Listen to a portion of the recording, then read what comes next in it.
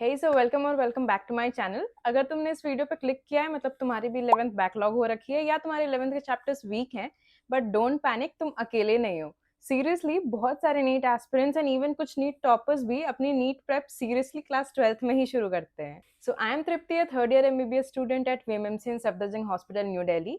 And इस video में मैं तुम्हें step by step road map बताने वाली हूँ कि तुम अपना 11th कैसे कवर कर सकते हो, दैट टू बैलेंसिंग 12th का सिलेबस। क्योंकि तुम अगर सिर्फ 11th करने लग जाओगे तो देन तुम्हारा 12th पीछे रह जाएगा। सो 11th कैसे कवर करना है 12th के साथ, that I am going to share in this video. And by the end of this video तुम्हारे पास एक क्लियर प्लान होगा, what to study, how to study, किस ऑर्डर में पढ़ना है। तो चलो लेट्स गेट स्टार्टेड। देखो 11th में बैकलॉग होना इज वेरी नॉर्मल, क्योंकि 10th से 11th का सिलेबस बहुत ज्यादा है। देन फिजिक्स में इतने सारे फॉर्मूलाज आ जाते हैं, इतने सारे कॉन्सेप्ट्स आ जाते हैं। केमिस्ट्री के अंदर 3 ब्रांचेस आ जाती हैं, physical, organic, inorganic. Then biology में बोलते हैं कि एक एक लाइन पढ़ लो एनसीईआरटी की। तो that's so much pressure. And तुम अगर रेगुलर स्कूलिंग भी कर रहे हो फिर तो यार डबल प्रेशर हो जाता है, स्कूलिंग का भी, कोचिंग का भी। तो नेचुरली 11th थोड़ा वीक रह जाता है, बट डोंट वरी, आराम से तुम कवर कर सकते हो, अभी सफिशिएंट टाइम है तुम्हारे पास। तो चलो अब बात करते हैं कि एक्चुअल में कवर करना कैसे है। तो सबसे पहले तो यार तुम 11th का सिलेबस ना 2 पार्ट में डिवाइड कर लो, कौन से चैप्टर्स हाई वेटेज और ज्यादा कंसेप्चुअल है एंड कौन से चैप्टर्स थोड़े लो वेटेज एंड ज्यादा रटने वाले हैं। तो कुछ हाई वेटेज चैप्टर्स ले लो, जैसे ह्यूमन फिजियोलॉजी के चैप्टर्स हो गए, थर्मोडायनेमिक्स हो गया या बायोमोलिक्यूल्स हो गया। और जो थोड़े लो वेटेज चैप्टर्स हैं प्लस ज्यादा रटने वाले हैं, जैसे यूनिट एंड डायमेंशंस हो गया, एनिमल किंगडम हो गया, मॉर्फोलॉजी हो गया। तो तुम क्या करो, पहले जो थोड़े हाई वेटेज वाले चैप्टर्स है तुम उनसे शुरू करो। आई नो स्टार्टिंग में थोड़ा उसमें टाइम ज्यादा लगेगा, पर तुम हाई वेटेज वाले चैप्टर से शुरू करो, ताकि एटलीस्ट जब वो खत्म हो जाए तो तुम्हें थोड़ी ऐसे शांति मिले कि हाँ चलो मेरे ये चैप्टर्स तो हो गए हैं। एंड देन जब तुम उसके बाद लो वेटेज वाले चैप्टर्स पे आओगे तो तुम्हें, क्योंकि तुमने ऑलरेडी जो ज्यादा डिफिकल्ट चैप्टर्स है वो कर लिए, तो उसके बाद जो थोड़े लो वेटेज वाले चैप्टर्स है वो इजिली मैनेज हो जाएंगे। एंड यार ये गलती तो बिल्कुल मत करना कि अच्छा चलो पहले 12th खत्म कर लेते हैं उसके बाद 11th शुरू करेंगे, क्योंकि ये तो यार कभी नहीं हो पाता। तुम्हें हमेशा कुछ ना कुछ लगा कि अच्छा 12th में ये बाकी है वो बाकी है, तो इसलिए तुम्हें साथ साथ में ही बैलेंस करके करना पड़ेगा। जैसे तुम क्या कर सकते हो कि जब सुबह उठ रहे हो तो सुबह 12th का कोई चैप्टर रिवाइज कर लिया, देन शाम को 11th का चैप्टर पढ़ लिया। या फिर तुम ऑल्टरनेट डेज कर सकते हो, जैसे मंडे को अगर तुम 12th के चैप्टर्स पढ़ रहे हो तो तुम ट्यूसडे को 11th के चैप्टर्स पढ़ लो। इससे क्या होगा, तुम्हारे दोनों ईयर्स के चैप्टर्स का फ्लो बना रहेगा एंड तुम बोर भी नहीं होगे। एंड अकॉर्डिंग टू मी यार 3 months are enough to cover 11th का बैकलॉग। इसमें तुम क्या कर सकते हो यार, रोज के छोटे छोटे गोल सेट कर सकते हो कि मुझे आज इस चैप्टर के इतने इतने टॉपिक्स तो करने ही हैं, इसके किए बिना मैं सोऊंगा नहीं, सोऊंगी नहीं। क्योंकि फिर अगर तुम इसमें भी प्रोक्रेस्टिनेट करने लग जाओगे, अच्छा कोई बात नहीं कल कर लेंगे कल कर लेंगे, तो यार वो बैकलॉग फिर से बैकलॉग ही रह जाएगा। तो तुम्हें रोज तो करना ही पड़ेगा, क्योंकि यार remember consistency is the key. तो तुम क्या कर सकते हो यार, जैसे तुमने मान लो सेट किया है कि मुझे 2 चैप्टर्स पर वीक करने हैं, तो तुम वो 2 चैप्टर्स तो कर ही रहे हो, तुम साथ में वीकेंड पे सैटरडे संडे किसी एक दिन वो तुम रिवाइज करने के लिए वो डे डेडिकेट कर सकते हो। या तुम एक टेस्ट दे सकते हो, टेस्ट देने से तुम्हें आइडिया भी लग जाएगा कि तुम जो पूरे हफ्ते पढ़ रहे हो वो तुम्हें कितना रिटेन हो रहा है, कितना समझ आ रहा है, एंड तुम्हें कौन से टॉपिक्स पे और ज्यादा मेहनत करने की जरूरत है। तो चलो यार अब थोड़ा सब्जेक्ट वाइज बात कर लेते हैं कि कौन से सब्जेक्ट को कैसे हैंडल करना है। तो फिजिक्स में तो यार तुम पहले क्या करो कि सारे लेक्चर्स देख लो। अगर तुमने ऑनलाइन किसी प्लेटफॉर्म का सब्सक्रिप्शन ले रखा है तो बहुत बढ़िया, तुम वहां से देख लो। पर अगर तुमने नहीं लिया है तो यार यूट्यूब पे भी फ्री में बहुत अच्छे अच्छे लेक्चर्स तुम्हें मिल जाएंगे, फिजिक्स वाला के या किसी और भी प्लेटफॉर्म के। बहुत अच्छे अच्छे फ्री लेक्चर्स भी हैं यूट्यूब पे, तुम आराम से वो देख लो। एंड देन वो देखने के बाद सिर्फ ये नहीं कि तुमने लेक्चर्स देख लिया तुम्हारा काम हो गया, तुम्हें उसके बाद क्वेश्चन सॉल्व करने हैं यार। मतलब अगर तुम्हारे पास कोचिंग के मॉड्यूल है, किसी भी कोचिंग के मॉड्यूल चलेंगे, दैट डजेंट मैटर, क्योंकि सारे मॉड्यूल्स अच्छे ही होते हैं। तो तुम मॉड्यूल से उनके क्वेश्चन प्रैक्टिस कर लो, एंड पीवाईक्यूज तो जरूर प्रैक्टिस करना है यार, क्योंकि उससे तुम्हें पता लगेगा कौन से चैप्टर्स में से कौन से कॉन्सेप्ट्स, कौन से फॉर्मूला ज्यादा इंपॉर्टेंट है। एंड तुम उसके बाद जब ये क्वेश्चन सॉल्व कर लोगे उसके बाद तुम अलग से फॉर्मूला शीट्स बना लो। वैसे तो मिलती हैं, तुम्हें उसकी भी पीडीएफ्स मिल जाएंगी फॉर्मूला शीट्स की, पर तुम जो खुद से शीट्स बनाओगे ना वो तुम्हें ज्यादा रिटेन होगी। अब जैसे तुम क्वेश्चंस कर रहे हो तो तुम्हें पता चलेगा कि तुम कौन कौन से फॉर्मूलाज भूल रहे हो, कौन कौन से फॉर्मूलाज तुम्हें क्लिक नहीं हो रहे हैं। तो तुम वो अलग कलर से लिख सकते हो या वो ज्यादा हाईलाइट करके लिख सकते हो। तो इससे क्या होगा कि जब जब तुम वो शीट्स पे देखोगे तो तुम्हें याद आएगा, अच्छा ठीक है ये फॉर्मूला मैं भूलती हूँ, ये मुझे हमेशा याद रखना है।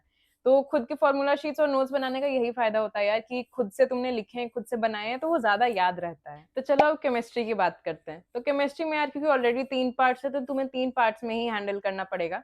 अब जैसे फिजिकल केमिस्ट्री है तो तुम इसमें क्या कर सकते हो यार, वीडियोस देख लिए, लेक्चर्स।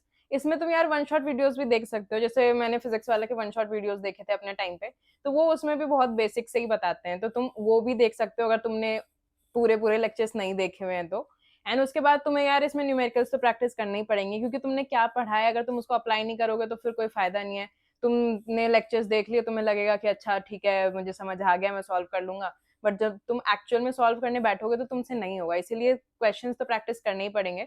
तो उसके बाद तुम न्यूमेरिकल्स लगाओ। देन ऑर्गेनिक केमिस्ट्री में यार अगर तुम्हें सारे रिएक्शंस के मैकेनिज्म समझ आ रहे हैं तो बहुत अच्छी बात है, पर अगर तुम्हें मैकेनिज्म उतने नहीं भी समझ आ रहे हैं या कुछ के समझ आ रहे हैं कुछ के नहीं समझ आ रहे हैं, तो भी आई डोंट थिंक इतना बड़ा कोई प्रॉब्लम है। तुम रिएक्शंस देख लो कि हाँ कौन से रिएक्टेंट क्या कैटलिस्ट डाल रहे हैं तो क्या प्रोडक्ट बन रहा है, तुम वो अच्छे से सारे याद कर लो।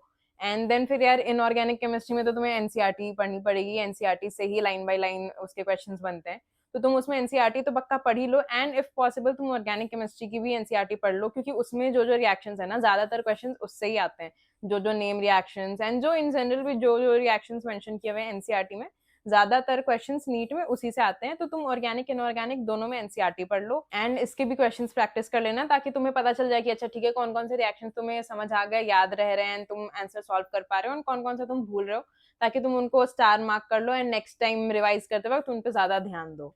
देन यार बायोलॉजी में तो नीडलेस टू से पता ही है कि एनसीईआरटी ही पढ़नी है। एनसीईआरटी की लाइन बाय लाइन एकदम चार्ट जाओ यार, एंड देन उसके डायग्राम्स की लेबलिंग बहुत अच्छे से कर लेना, क्योंकि अब अगर एनसीईआरटी से ही क्वेश्चन बनाने हैं तो हर साल वो नए क्वेश्चन कहाँ से लाएंगे, वो उसमें ही लाइन बाय लाइन ढूंढेंगे, अच्छा ठीक है इस टॉपिक से प्रीवियसली ज्यादा क्वेश्चंस नहीं बने या मैं इसको ऐसे ट्विस्ट करके पूछ सकता हूँ, बच्चे कंफ्यूज हो जाएंगे। तो एनसीईआरटी यार मतलब हर तरीके से, एंड जितने ज्यादा क्वेश्चंस तुम्हें एनसीईआरटी बेस्ड मिल जाए टेलीग्राम्स में बुक्स में, मतलब जितने एनसीईआरटी बेस्ड क्वेश्चंस प्रैक्टिस कर सकते हो वो कर लो, ताकि तुम्हारे हर तरफ से कॉन्सेप्ट्स क्लियर हो जाए एंड एग्जामिनर किसी भी तरह से पेपर सेट करे तुम बना लो वो क्वेश्चन। अब यार देखो रिसोर्सेज और मटेरियल्स ओवरऑल तो तुम्हें पता ही है कि बेस तो एनसीईआरटी ही है हर चैप्टर के, बट उसके अलावा जो मटेरियल मॉड्यूल्स होते हैं वो किसी भी कोचिंग का हो तुम्हारे पास वो सफिशिएंट होता है। बस हाँ पीवाईक्यूज जरूर से प्रैक्टिस कर लेना, क्योंकि उससे तुम्हें बेसिक आइडिया लग जाता है कि कौन से चैप्टर्स के कौन से टॉपिक्स के क्वेश्चन ज्यादा आते हैं, तो तुम उस पर ज्यादा फोकस कर पाओगे, एंड अगर वो तुम्हारा वीक है तो तुम उस पर ज्यादा ध्यान दे पाओगे। तो वही है ना, तुम ध्यान तो तब दोगे जब तुम्हें पता होगा, तो उसके लिए तो तुम्हें पीवाईक्यूज करने पड़ेंगे, तो इसीलिए पीवाईक्यूज तो जरूर कर लेना सारे चैप्टर्स के तीनों सब्जेक्ट्स के। एंड तुम टॉपर्स के नोट्स भी देख सकते हो, बट आई वुड से कि तुम वो रिविजन पर्पस के लिए देखो, नॉट फॉर सोल स्टडिंग, क्योंकि अपने नोट्स बेस्ट होते हैं यार, जैसा मैंने पहले भी बोला वीडियो में, वो ज्यादा याद रहता है। एंड यार अब कुछ गलतियां जो बहुत बच्चे करते हैं पर तुम मत करना, जैसे एक साथ सारे चैप्टर्स मत सोचना कि अच्छा मैं बायो के ये 2 चैप्टर्स एक साथ स्टार्ट कर लेता हूँ, केमिस्ट्री के तीनों ब्रांचेस के एक एक चैप्टर स्टार्ट कर लेता हूँ, तो ये गलती मत करना यार। तुम प्रॉपर शेड्यूल बना लेना, मतलब तुम 2 मंथ्स 3 मंथ्स जितने भी टाइम का प्लान बना रहे हो तुम उसके अकॉर्डिंग अपने चैप्टर्स डिवाइड कर लेना कि कौन से वीक में तुम्हें कौन कौन से चैप्टर करने हैं। ऐसा नहीं कि तुम एक ही साथ सारे उठा लो एंड देन फिर एंड में कुछ भी नहीं हो पाएगा। एंड वही सिर्फ लेक्चर्स नहीं देखना, तुम्हें लगेगा लेक्चर देख लिया मेरा आज का काम हो गया, तुम्हें वो डोपामिन हिट मिल जाएगा कि अच्छा मेरा तो आज का काम हो गया, पर अगर तुम क्वेश्चंस नहीं प्रैक्टिस कर रहे हो तो मतलब तुम समझ लो तुम्हारा लेक्चर देखना बेकार है। क्वेश्चंस प्रैक्टिस करोगे तो ही वो लेक्चर देखने का कुछ आउटपुट होगा, अदरवाइज वो जीरो ही हो जाएगा। एंड यार रिविजन के लिए भी एक दिन डेडिकेट कर ही लेना, अदरवाइज जो तुम पूरे हफ्ते पढ़ रहे हो फिर वो तुम्हें याद ही नहीं रहेगा। देन फिर जब तुम एग्जाम के टाइम पे दोबारा से खोलोगे बुक्स तो तुम्हें लगेगा कि अच्छा मैं तो पहली बार पढ़ रही हूँ, इसीलिए रिविजन करते रहोगे तो तुम्हें वो चीजें याद रहेंगी। एंड देखो यार वही बैकलॉग होना कोई बड़ी बात नहीं है, बहुत बच्चों का होता है, इनफैक्ट मेजोरिटी बच्चों का होता है, कुछ बच्चों के ज्यादा चैप्टर्स होते हैं कुछ बच्चों के कम चैप्टर्स होते हैं। मतलब तुम टॉप मेडिकल कॉलेज में जब आ जाओगे देन अपने दोस्तों से बात करोगे तो तुम्हें पता चलेगा कि इवन टॉप मेडिकल कॉलेजेस में भी बहुत ऐसे स्टूडेंट्स हैं जिनका 11th बैकलॉग हो रखा था, पर उनको टाइम पे रियलाइज हो गया एंड उन्होंने एक्शन लिया एंड देन उसके बाद अब साथ साथ में अपना 11th कवर कर लिया एंड आज वो यहाँ पे हैं। बस तुम्हें डेली एफर्ट्स लगाने हैं, मतलब तुम देख लो कि तुम्हारे कौन से चैप्टर्स कितने टाइम में हो रहे हैं, तुम 4 घंटे पढ़ो 8 घंटे पढ़ो, वो तुम्हें पर्सन टू पर्सन डिफर करता है एंड सबके याद करने एंड समझने की पावर अलग अलग होती है। तो तुम देख लो, तुम डेली टारगेट सेट कर लेना एंड देन तुम देख लो तुम्हें उसके लिए 4 घंटे डेडिकेट करने हैं, तुम्हें उसके लिए 8 घंटे डेडिकेट करने हैं, वो तो तुम यार खुद से सेट कर सकते हो। बस एक चीज याद रखना यार कि नीट में 2 ही चीज बहुत इंपॉर्टेंट है, एक डिसिप्लिन और एक कंसिस्टेंसी। तुम अगर कंसिस्टेंट नहीं रह पाओगे तो फिर तो यार नीट निकलना बहुत मुश्किल है, पर अगर तुमने अभी भी रियलाइज कर लिया है देन तुम अभी से काम स्टार्ट करोगे तो फिर तुम्हारा नीट 2026 में सिलेक्शन तो पक्का समझो। तो चलो यार इस वीडियो के लिए इतना ही था। कमेंट में लिखना तुम्हें कौन सा सब्जेक्ट सबसे टफ लगता है and I will try to make a detailed video around it. मैं एक और वीडियो सोच रही हूँ कि बोर्ड्स और नीट को साथ में कैसे बैलेंस करना है उसके रिगार्डिंग एक वीडियो बना लूँ, तो अगर तुम्हें चाहिए होगा तो तुम कमेंट्स में लिख देना। एंड अगर तुम्हें ये वीडियो हेल्पफुल लगा हो तो लाइक करना, सब्सक्राइब करना। चलो तब तक के लिए बाय, ऑल द बेस्ट।